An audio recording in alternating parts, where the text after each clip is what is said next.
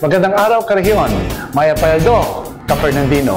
Ako po ang inyong lingkod, Vice Mayor Jimmy Lasatin, kasama ng Sangguniang Panlungsod ng San Fernando.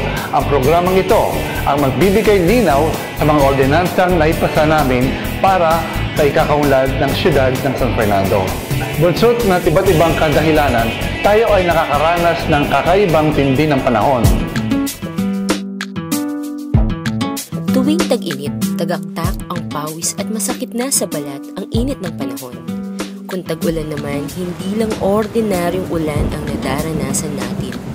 Palakas ng palakas ang ulan na may kasamang hagupit pa ng hangin. Ang bagyo ngayon pag tumama sa isang lugar, katakot-takot na pinsala ang dulot nito. Climate change ang tawag dito.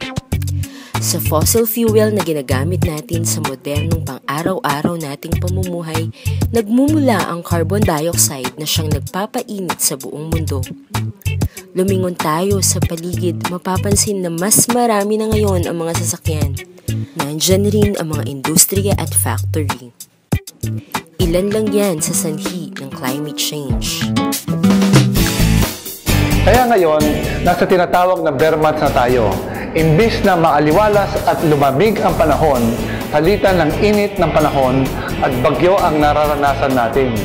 Kaugnay nito, 4 na resolusyon at 2 ordinansa ang naipasa namin sa sanggunian. Layon namin maging handa ang ating mga mamamayan para sa ligtas sa lahat ng oras ng sakuna at mas makaiwas sa trahedya. Sa ating pagbabalik, isa sa ating alamin ang talakayin ang mga resolusyon at ordinansa patungkol sa Disaster Preparedness Awareness. Ito ang aming handog sa mamamayan.